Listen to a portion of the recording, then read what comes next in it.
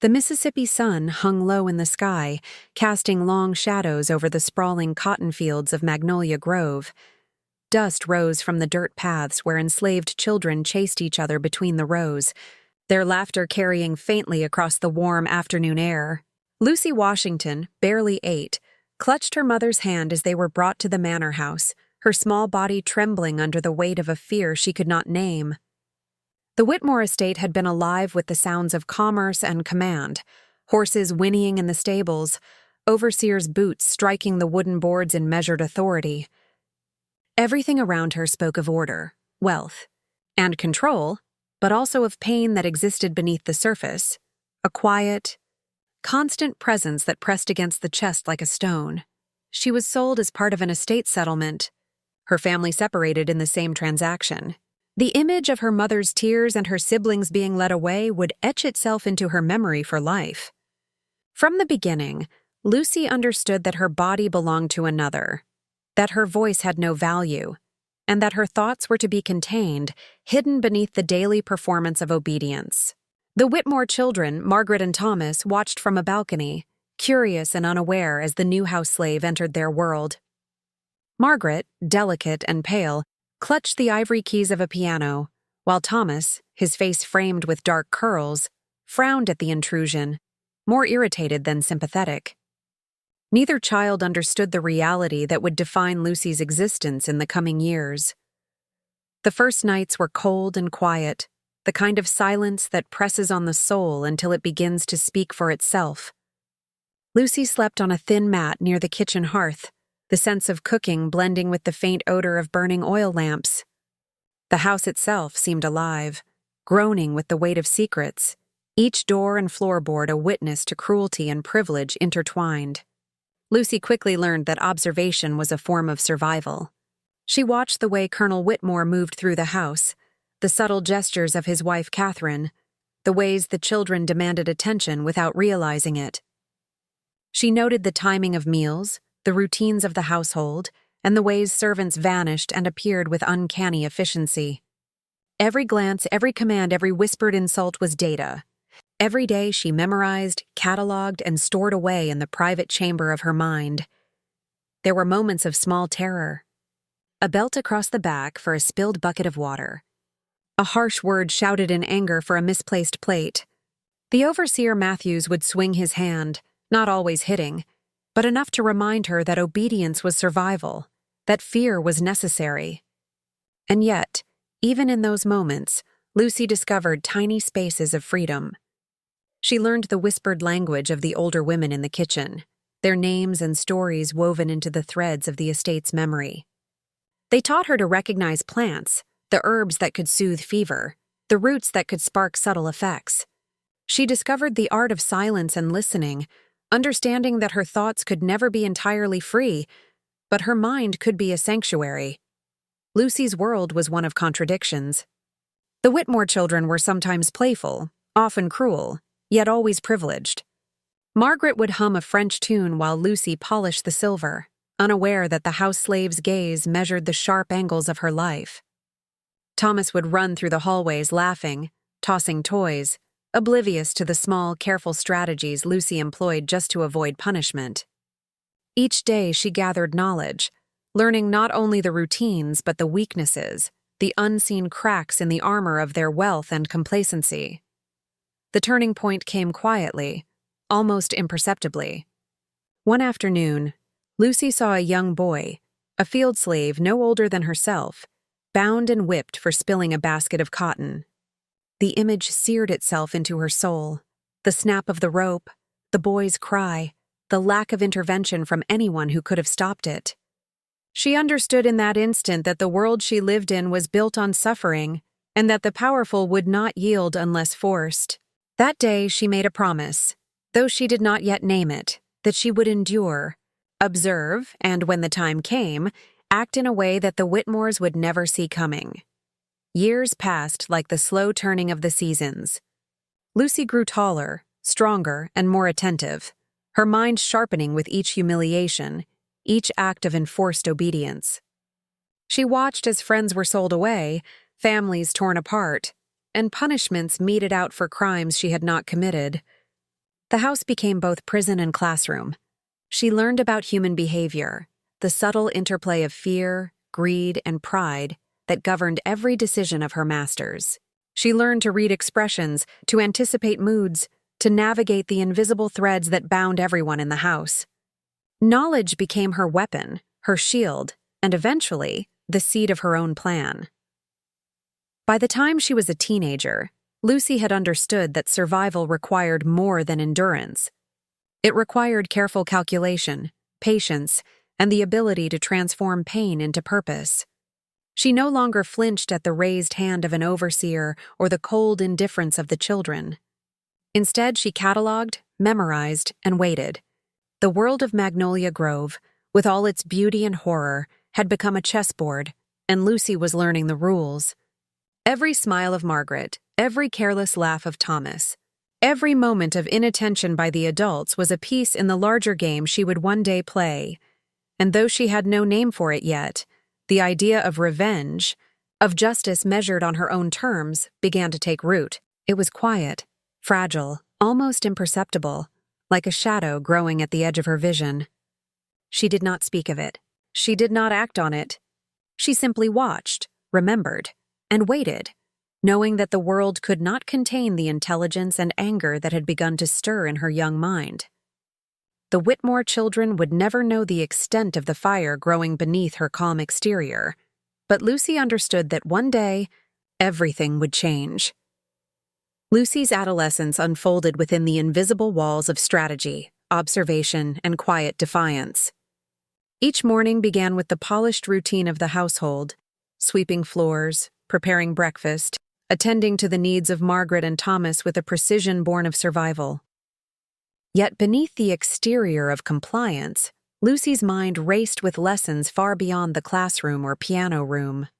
She studied the Whitmores not as children, but as architects of a system that relied on arrogance and ignorance. Margaret's delicate hands, poised over piano keys, betrayed impatience she could not yet articulate. Thomas's casual cruelty hid insecurities Lucy catalogued in meticulous detail. Every glance, gesture, and word became data, a map of weaknesses she would one day exploit. Even in the kitchen, the domain of whispers and shadows, Lucy found education. The older women taught her to grind herbs and recognize subtle differences in plant life. Which roots could ease fever, which leaves could provoke nausea if misused. These lessons were framed as practical survival, but Lucy understood they were also lessons in power. Knowledge was freedom even when the body was confined.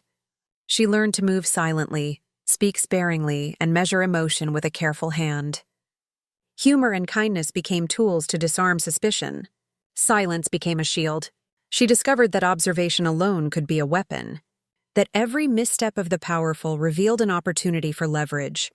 Her duties often placed her in the presence of secrets not meant for her ears, and she learned the art of listening. Conversations between Colonel Whitmore and his overseer revealed fissures in their control, disagreements over labor, payment, and loyalty. Catherine Whitmore's whispers to house guests offered glimpses into vanity, fear, and pride, all of which Lucy memorized. She discovered that the veneer of civility was brittle, that those in power often operated with careless assumptions that could be manipulated. In these private moments, Lucy's mind stitched together a framework for the future: patience, precision, and the understanding that cruelty could never go unchallenged. Life among the enslaved community was equally instructive. In the fields and quarters, Lucy observed strategies of survival honed over generations. Women whispered warnings about overseers, shared methods for discreetly tending the sick, and offered counsel on maintaining dignity under relentless pressure. Stories of escape, subtle sabotage, and defiance circulated like fire in dry grass. Lucy absorbed these lessons, not as abstract notions, but as practical templates for action. Each tale of resistance added layers to her understanding, revealing that power could be challenged quietly and effectively when one had courage and cunning. By 15, Lucy had become an expert in balance, appearing obedient, performing every assigned task flawlessly, while cultivating an inner autonomy invisible to her masters. She could anticipate moods, manipulate perceptions, and navigate the household's rigid hierarchy with nearly flawless precision. Margaret's sudden cries of frustration or Thomas's scornful laughter no longer unsettled her. She observed, learned, and recorded. Even when punished, she measured pain against opportunity, recognizing that survival required patience, not impulse. Each hardship was a teacher, each insult a lesson in restraint and strategy. One evening, the household gathered for dinner, and Lucy, polishing silver in the dim candlelight, witnessed a moment that would later crystallize her purpose. Colonel Whitmore berated a field hand for the slow progress of cotton picking, his voice sharp, his words calculated to inspire fear. Catherine Whitmore frowned at the exchange, expressing mild annoyance without intervention. Margaret played her piano upstairs, seemingly unaffected, while Thomas shouted at a house servant for spilling milk. Lucy recognized a pattern. Cruelty was normalized, empathy absent, and the smallest actions could provoke violence. In that quiet moment, she felt the weight of the future pressing upon her. The injustices were endless, and yet they were predictable, codified in routine, habit, and arrogance. The turning point came with the news of a family sale. A close companion, a girl named Mary, was sold to a distant plantation to settle debts. Lucy was powerless to stop it, powerless to comfort her friend, and powerless to challenge the adults who treated human lives as commodities. The grief that had smoldered quietly became something sharper, a keen edge slicing through years of learned restraint. That night, as the stars emerged over Magnolia Grove, Lucy lay awake listening to the wind through the shutters, understanding that endurance alone could never achieve justice. Observation, patience, and knowledge were not enough. If the system was to be challenged, it would require action. She began to conceptualize a plan, subtle at first, unformed but growing in clarity. Every routine, every ritual of the household became a puzzle she could rearrange. Meals, chores, the timing of visitors, even the predictable movements of the children, all were pieces of a larger design. In the secrecy of the kitchen, she experimented with herbs and learned to measure effects precisely. These experiments were small, inconspicuous, and framed as part of her domestic labor, yet each represented an incremental step toward mastery over her environment. By 16, Lucy had become a silent strategist. She knew the Whitmore family, their habits, and their vulnerabilities intimately. Every insult, every act of indifference, every casual display of power was noted, remembered, and catalogued. She had learned that the most powerful resistance was invisible, slow, and methodical. It required the patience to endure, the intelligence to exploit weaknesses, and the courage to act when opportunity arrived. The seed planted in childhood had taken root. Revenge, justice, and survival were intertwined, and each would demand a careful, deliberate approach. In the shadows of Magnolia Grove, Lucy Washington transformed herself.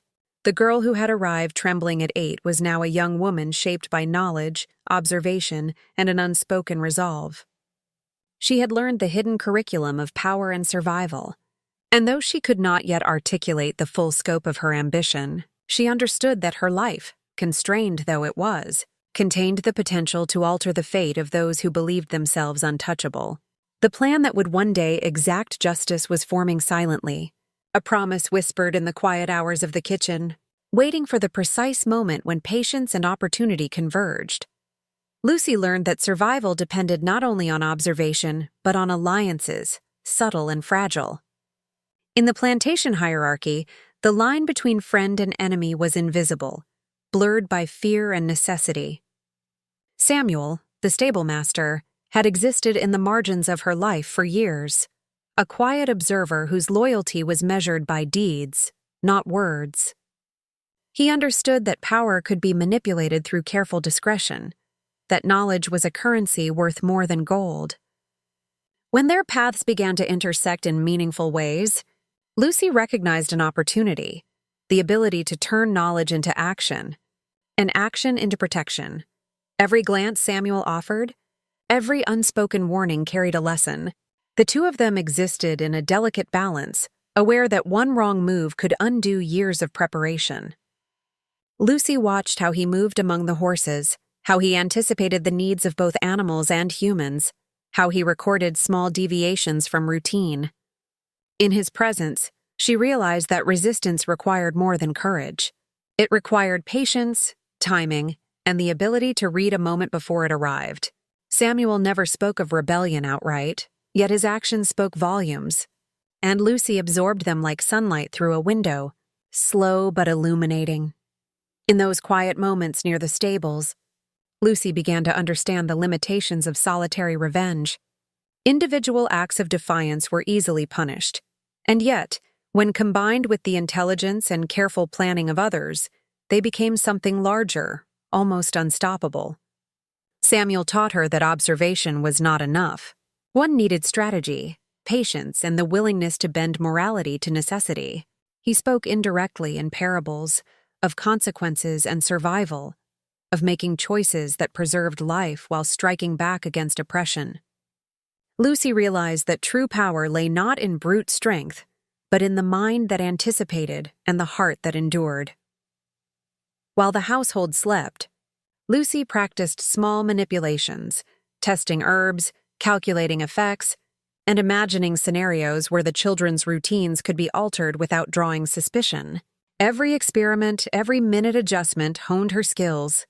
She measured reactions to flavor, texture, and timing, noting precisely how quickly a stomach could reject an unwanted element. She cataloged habits, how Margaret stirred her coffee, how Thomas lingered over eggs, which foods were cherished and which ignored.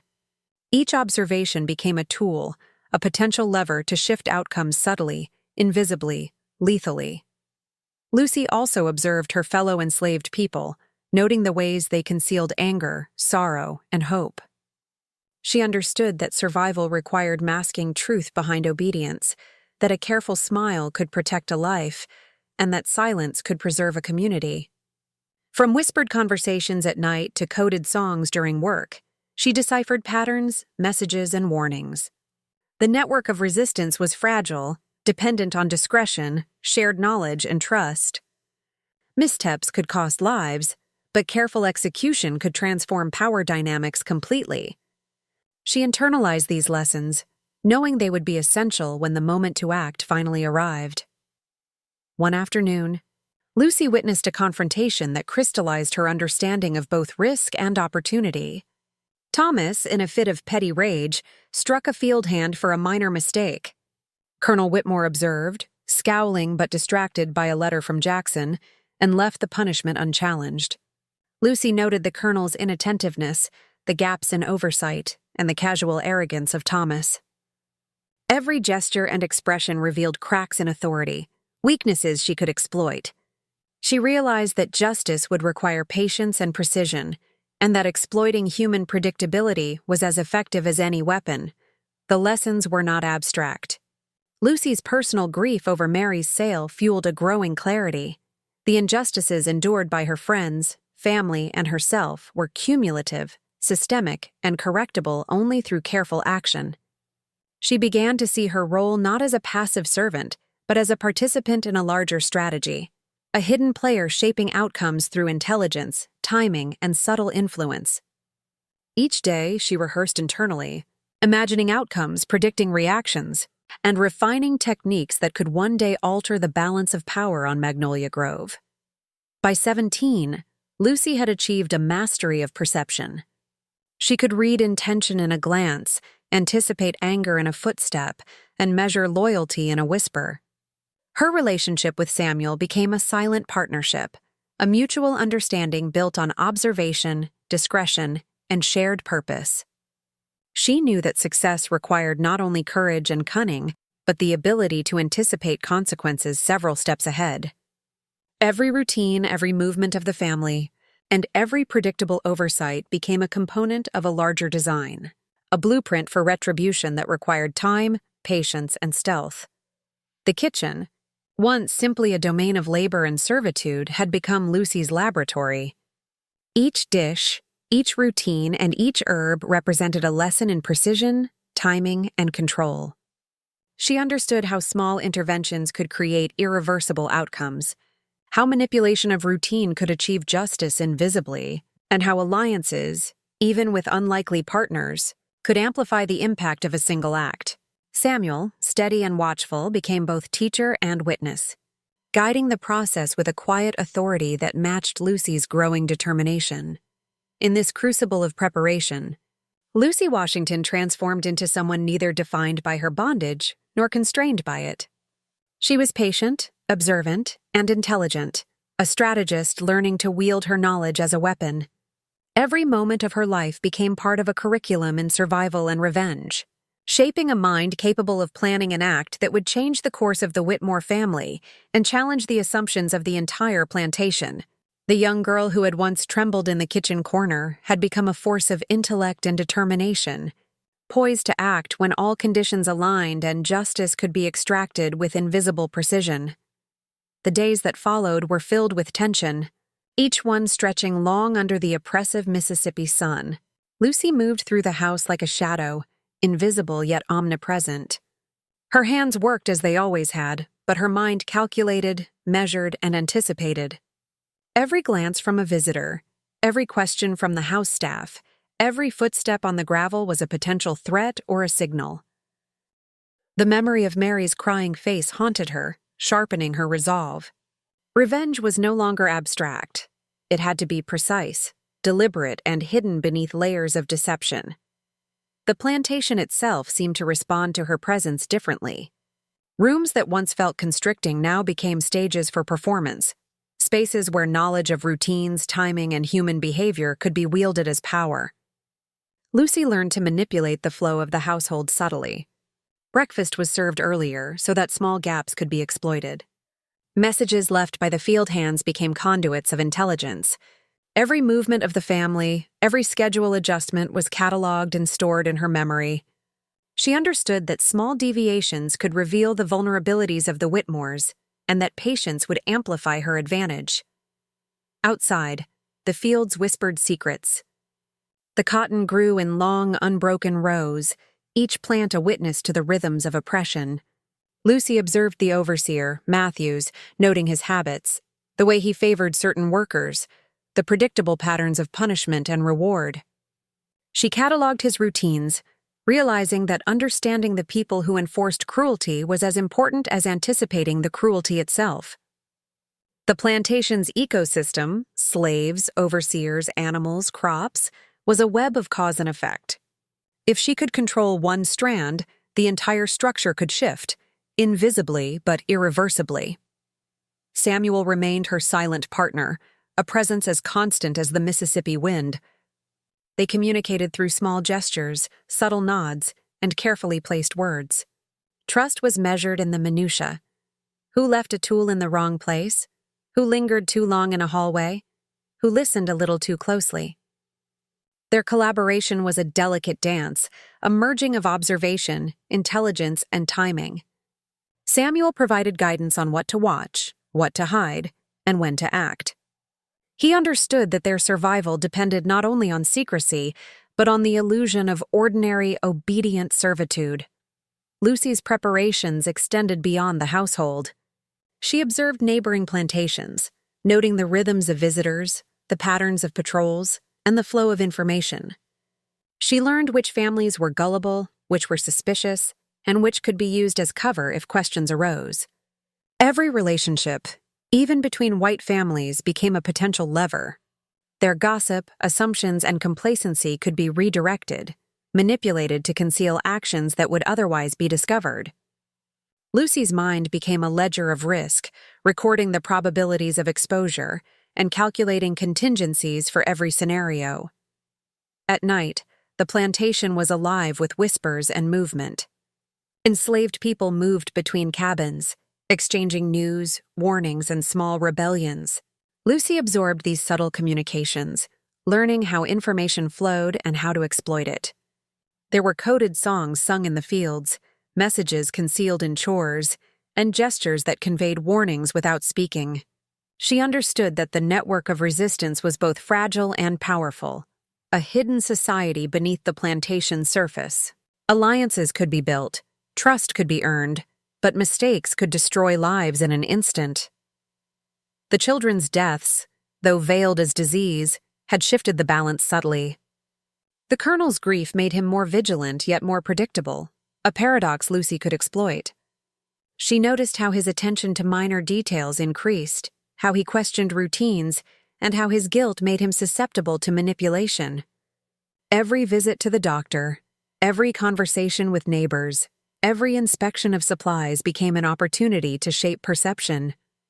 Lucy began to see that revenge was not a single act, but an ongoing strategy, one that required constant attention and adaptation. In the kitchen, her domain expanded beyond cooking. Herbs became instruments of subtle influence, timing became a weapon, and every action carried multiple purposes. Lucy experimented with natural substances, noting reactions and cataloging effects. She learned which combinations could create discomfort, which could simulate illness, and which would leave no trace. Every meal became a lesson in precision, every interaction a test of human nature. Her understanding of the Whitmores' weaknesses deepened, and with Samuel's guidance, she began to translate knowledge into action. The most dangerous moments were the smallest ones: a question from a child, a glance from a neighbor, a subtle shift in the overseer's expression. Lucy learned to transform anxiety into control, fear into strategy. She understood that power was not in confrontation but in anticipation, in invisibility, in shaping events before they occurred. The lessons of survival, revenge, and strategy merged, creating a disciplined mind capable of executing plans far beyond what any white master could anticipate. By the end of the month, Lucy's transformation was complete. She was no longer merely a servant, no longer defined solely by her bondage or grief. She had become an architect of outcomes, a strategist capable of invisibly steering events. Each day reinforced the principle that observation, patience, and alliances could achieve what brute force could not. The shadows she moved through were not only places of concealment but spaces of power, where intelligence, timing, and human psychology could be harnessed to shape destiny. The foundation for the ultimate act of vengeance had been laid. Every subtle adjustment, every observed habit, every secret message had converged to create conditions where justice, as Lucy defined it, could be executed flawlessly. The plantation, with all its hierarchy, routines, and vulnerabilities, had become her canvas, and every move she made painted a stroke toward retribution. Samuel's presence ensured that knowledge, preparation, and trust would align when the critical moment arrived. Lucy was ready. The waiting had honed her mind, sharpened her skills, and steeled her resolve. Soon the invisible would become visible, and the quiet strategist would leave an indelible mark on Magnolia Grove. The morning air at Magnolia Grove was thick with humidity, carrying the scent of earth, magnolia blossoms, and a tension that seemed almost tangible. Lucy moved with deliberate calm, her steps silent across the worn floorboards of the kitchen. Every action she took, cracking eggs, stirring grits, washing knives, was deliberate, measured, rehearsed. Her mind, however, was elsewhere, orchestrating a sequence of events that had taken years to perfect. She had watched, memorized, and learned, and now the moment demanded precision. A single misstep could undo everything, but she had prepared for contingencies that even the Whitmores could not anticipate. Outside, the plantation stirred as it always did. Field hands bent low in the cotton, overseers watched with habitual vigilance, and horses shifted in their stalls. Yet beneath the routine, Lucy sensed the currents of power shifting subtly in her favor. The absence of her daughter Mary's cries had left a hollow ache, but it fueled her determination, a quiet, burning drive that replaced fear with focus. Samuel, stationed in the shadows of the stables, kept watch over her, a sentinel of safety and shared knowledge. His eyes met hers at intervals, communicating warnings and encouragement without a word. The language they shared was born of necessity, honed over years of silent observation and careful risk-taking. Breakfast preparations unfolded like a ritual. The grits bubbled softly, the aroma promising comfort to unsuspecting mouths, while Lucy's hands worked with uncanny steadiness. Each ingredient, each pinch of spice, each measured motion carried the weight of her plan. In the corner of her mind, she reviewed the routines of the children, noting the exact sequence in which they would eat, the subtle habits that could betray hesitation, the instinctual movements that would make the moment of reckoning both precise and inescapable. Years of servitude had taught her observation, endurance, and patience. Now they became weapons of strategy. The dining room awaited them, silent and grand. Sunlight streamed through the tall windows, illuminating the polished silver and fine china, casting shadows that seemed almost to breathe with anticipation. Lucy's heart did not race. The training of decades had instilled control. She understood that fear was a liability, and that every gesture, every glance, every step had to convey normalcy. The Whitmores had been blind to countless injustices before, but this morning required them to see nothing at all. Margaret Whitmore entered first, radiant in the fragile perfection expected of a Southern belle. Her eyes carried the morning's leisure, unaware that Lucy's gaze had catalogued every motion. Thomas followed, restless and impatient, a boy shaped by inherited cruelty and ignorance. Lucy's hands served with unerring precision, the poisoned grits laid before them like a quiet sentence. She moved with the fluidity of someone who had rehearsed this dance countless times in her mind, every second choreographed, every outcome calculated. Time stretched, measured in the subtle rhythms of breathing, the clinking of silver, the slight shifting of chairs. Lucy's awareness extended beyond the dining room, tracking the approach of the colonel's carriage, the distant calls of field hands, the silent observation of Samuel. Each factor was a variable in a complex equation of cause and effect. Her advantage lay in preparation, and in that moment, the power she wielded was invisible yet absolute.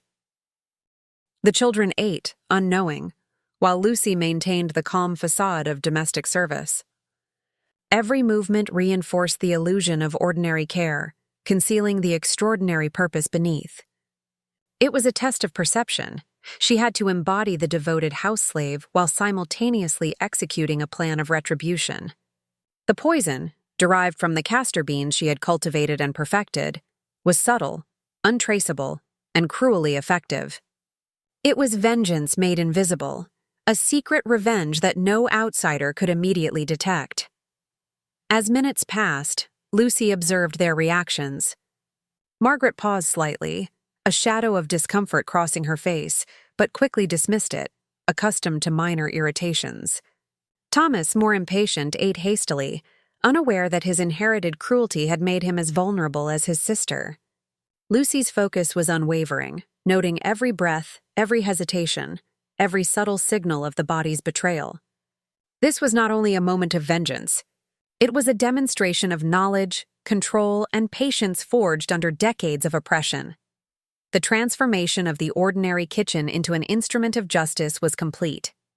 Dishes were cleared with practiced efficiency, and Lucy's hands were steady, unremarkable to any casual observer. Her mind, however, catalogued every reaction, every detail, preparing for what came next. The deaths, when they occurred, would be seamless, disguised as natural tragedy. The Whitmores would mourn, unaware that the quiet servant they had taken for granted had orchestrated an event that would leave an indelible mark on the household. When the convulsions began, Lucy remained composed. Foam and trembling limbs, cries and terror, all fell under her observation. She counted, measured, and anticipated, timing the exact moment of culmination as if the children were elements in an experiment she had designed. Samuel, unseen, watched from a distance, prepared to intervene only if necessary. Her mastery of patience and detail transformed grief into strategy, vengeance into a controlled, almost surgical execution. By the time the colonel and his wife returned, the scene was prepared, the story constructed. Lucy's role would shift from executioner to mourner, her performance as meticulous as the act that had preceded it. Every detail, every gesture, every tear would reinforce the narrative of devoted service and tragic circumstance. The stage was set, and the players moved according to her design.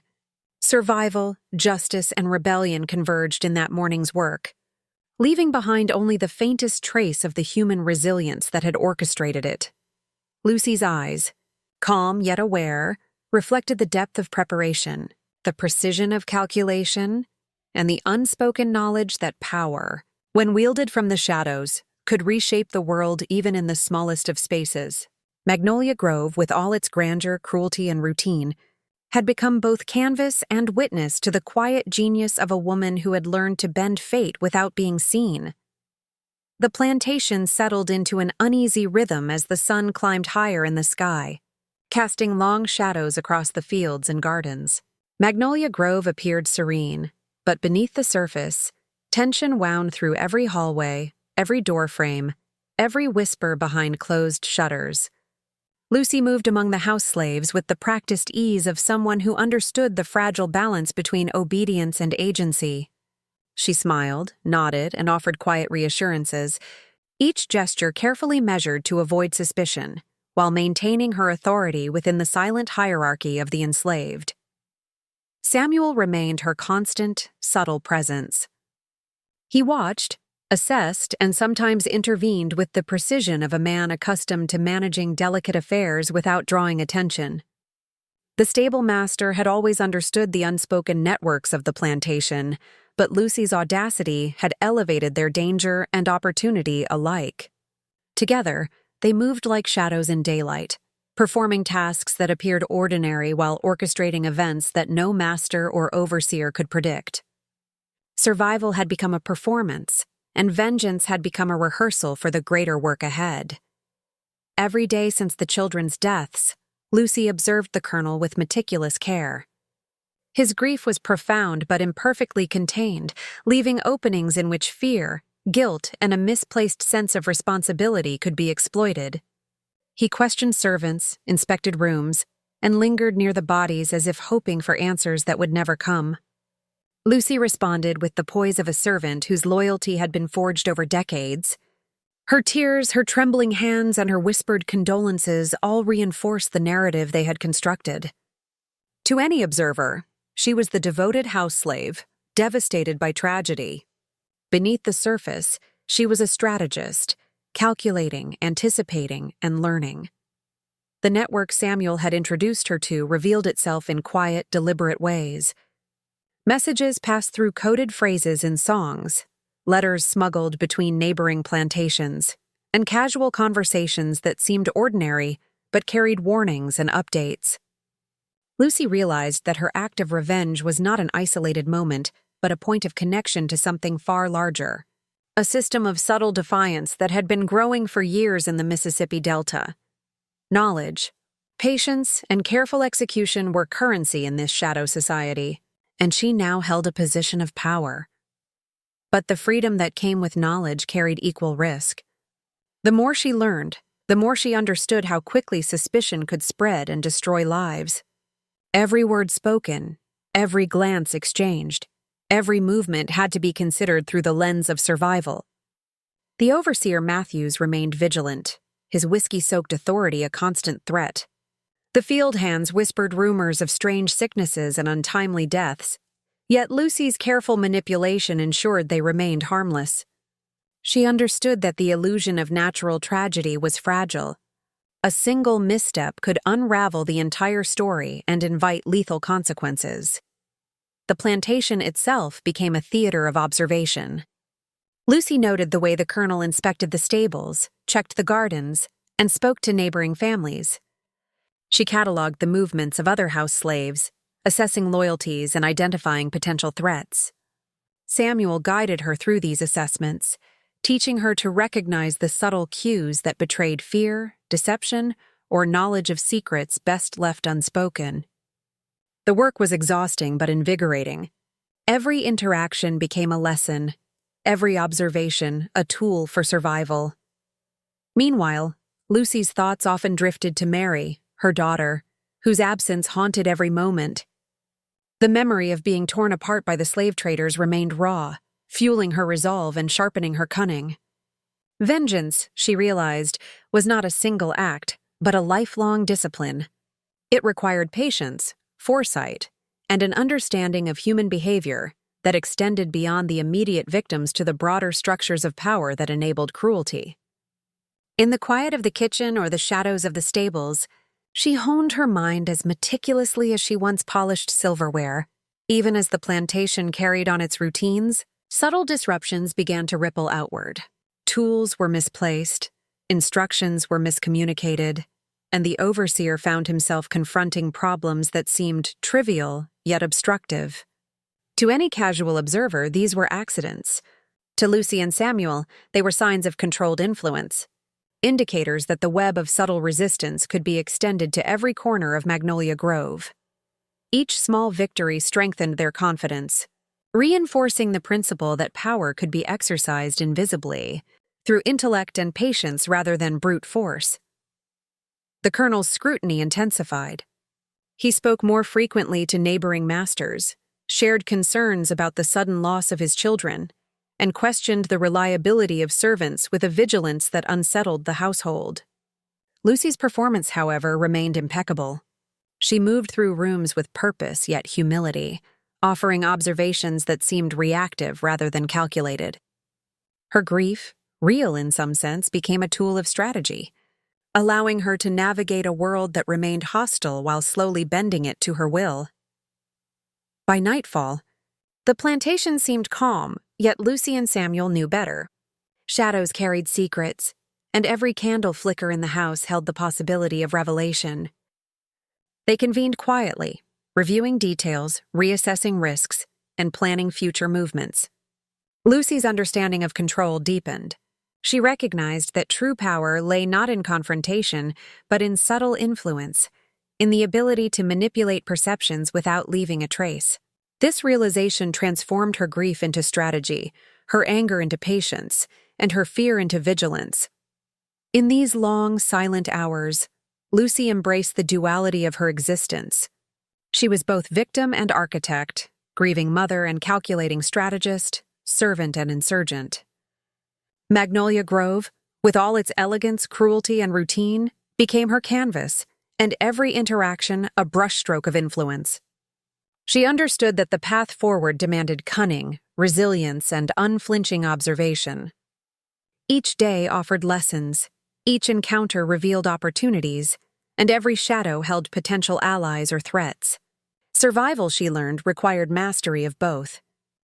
The night deepened, carrying with it the quiet hum of cicadas and the distant rustle of cotton leaves. Lucy stood at the edge of the kitchen doorway, listening to the whispers of the plantation and the subtle rhythms of life that continued despite tragedy. Samuel joined her, and together they observed the fragile world they were quietly reshaping. In that stillness, Lucy understood that vengeance had merely opened the door.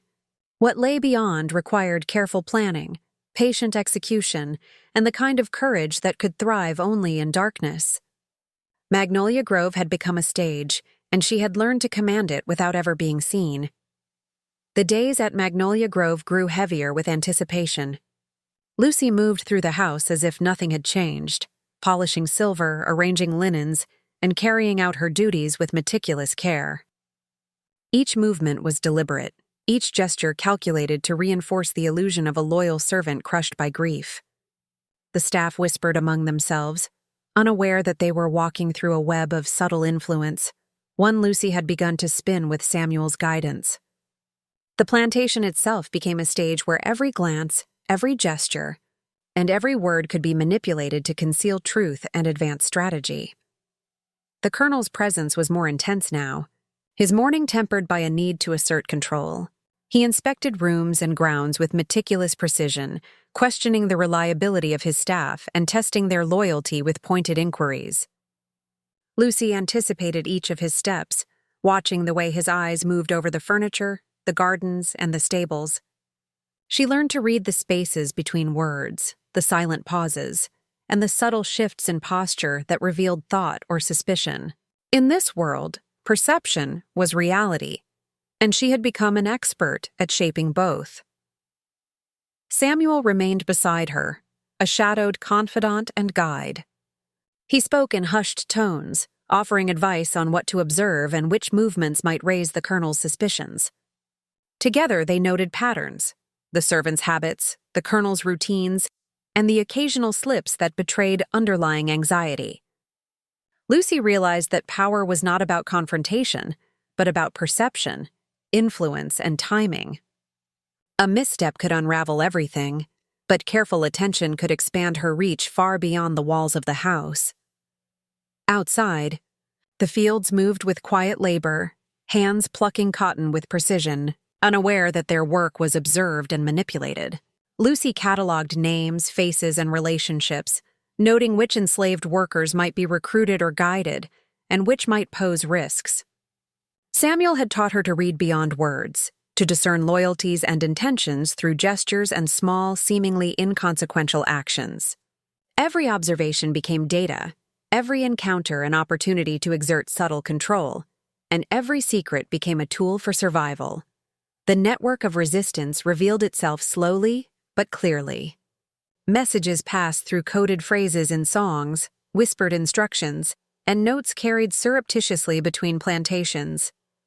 Lucy realized that her act of vengeance had earned her a place within a larger system, one that operated beneath the veneer of obedience and compliance.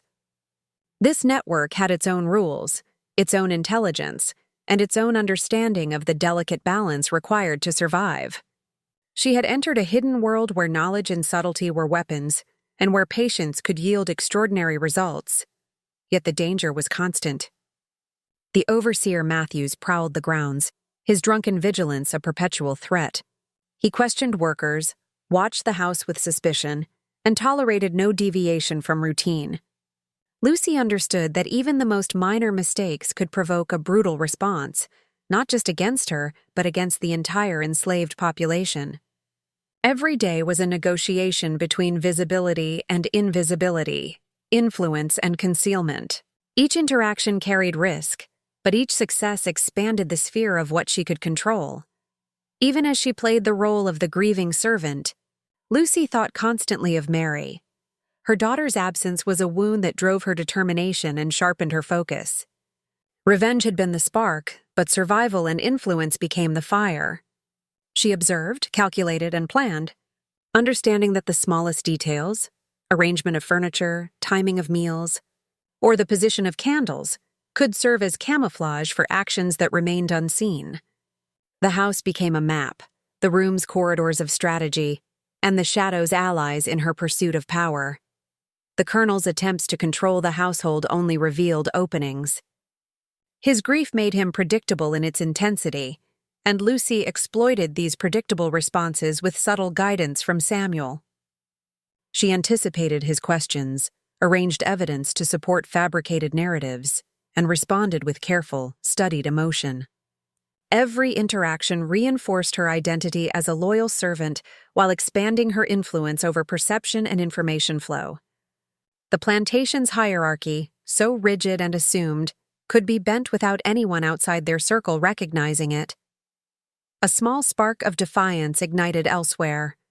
Field hands whispered of unusual deaths in neighboring plantations, subtle acts of resistance that mirrored Lucy's own. She realized that her actions were part of a broader ecosystem of defiance, one that transcended individual grievances and touched the very foundation of the antebellum order. Knowledge of this larger context deepened her understanding of both opportunity and risk. She was no longer simply a mother seeking vengeance. She was a strategist in a network that demanded patience, observation, and calculated action. As evening fell, the house softened into quiet shadows. Candles flickered, throwing long lines across walls and ceilings, making familiar spaces strange and revealing. Lucy moved through the kitchen and hallways with care, aware of the eyes that might be observing, even when they appeared inattentive.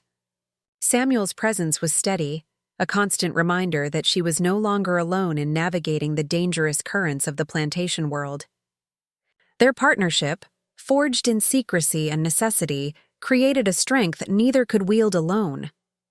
Night brought reflection and planning. Lucy considered the coming days, the patterns she had observed, and the subtle manipulations she might execute to extend her control and protect the network. She rehearsed conversations, anticipated challenges, and envisioned contingencies. Every step of the plan required patience, precision, and unwavering focus. Each day was a test of endurance and intellect. Each night a time to refine strategies that could protect lives and extend influence. By the time the first stars appeared in the sky, Lucy had crafted a new understanding of power. She realized that survival demanded more than stealth or secrecy. It required foresight, manipulation, and the careful orchestration of perception. The Colonel's grief, the oversight of Matthews, and the routine of the house all became instruments in her hands. Each interaction, each observation, and each hidden action was a calculated step in a larger plan that remained invisible to those who believed themselves in control. Lucy and Samuel paused at the kitchen window, looking across the fields that stretched to the horizon. The wind stirred the cotton leaves, carrying with it the faint scent of magnolia and earth. The plantation was a living, breathing entity, full of danger and opportunity. They understood that control was never absolute, that every act of defiance carried consequences, and that the web they had begun to weave required constant attention. In that quiet moment, Lucy understood the true depth of her transformation. She was no longer simply a survivor or a mother. She had become an architect of influence, a strategist of shadows, and a participant in a quiet, relentless war against the system that had once claimed her body and her child. The days that followed settled into a tense rhythm. Lucy moved through the plantation with the quiet grace of someone who carried both the weight of loss and the burden of secrets too dangerous to speak aloud. Samuel remained near, ever watchful, guiding her through the unseen currents that dictated life at Magnolia Grove. The Colonel's sorrow softened into vigilance, a relentless need to monitor every movement of the enslaved people he considered property.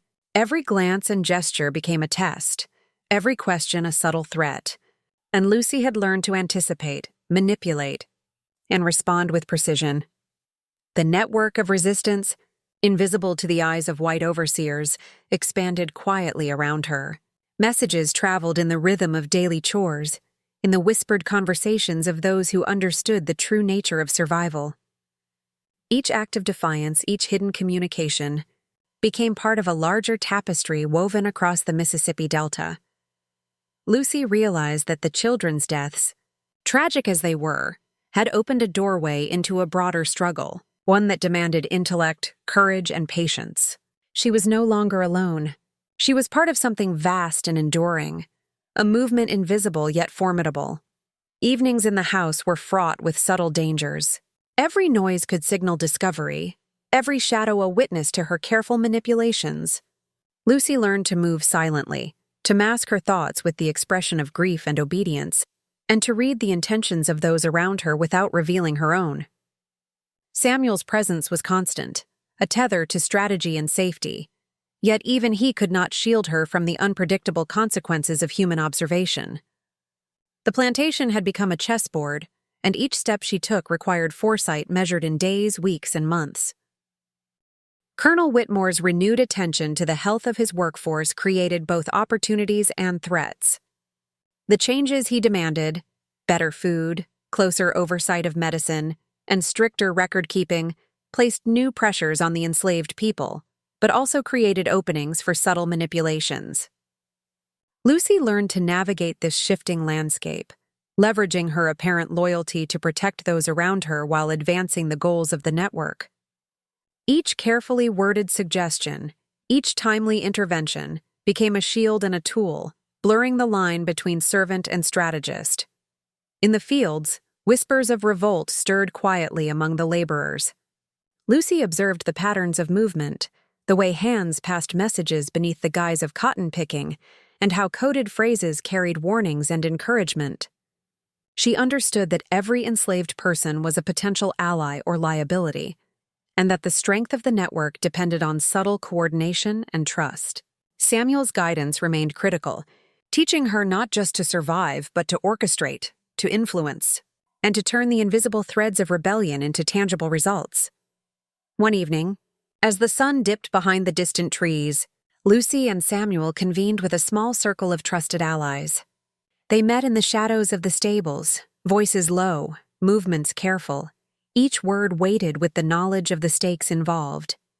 Plans were shared, coded messages refined, and contingencies discussed. The network's power grew in these quiet hours, fueled by intellect, courage, and the shared understanding that survival required more than endurance. It required action, even if that action remained unseen by those who believed themselves in control. The plantation itself seemed to pulse with tension and possibility. Lucy watched the colonel inspect the grounds, noting every small detail of order and disorder. His grief had become a lens through which she could manipulate perception, but it also demanded constant vigilance. A single misstep, a glance misplaced, or a whispered conversation overheard could unravel months of careful planning. The stakes were not abstract. They were immediate, real, and deadly. Yet the quiet power she wielded, the knowledge she carried, and the alliances she had forged gave her a sense of agency she had never known. In the stillness of night, Lucy often walked the boundary lines of the plantation, feeling the wind sweep across the fields and the river beyond. She thought of Mary, of the pain of loss, and of the revenge that had ignited a deeper transformation. Each step along the dirt paths became a meditation on survival, strategy, and the delicate balance of fear and hope. She understood that true liberation was not a single act, but a series of careful choices, each one building toward an eventual reshaping of power, even if that reshaping remained invisible to those who held it in the open. Months passed, and the network extended its influence with subtle efficiency. Messages traveled between plantations, escapes were aided, and small acts of sabotage quietly undermined the plantation economy. Lucy's role evolved. She became not only a protector of information, but a strategist, a guide, and a symbol of what could be accomplished through patience, intelligence, and courage. Each day, she refined her skill at turning appearances into reality, deception into protection, and grief into a tool for survival. By the end of the year, Magnolia Grove had changed in ways the colonel could not fully comprehend. His vigilance had increased, but so had the subtle strength and coordination of those who moved in shadow. Lucy, once a powerless house slave, had become an architect of influence, shaping events and perceptions with careful precision.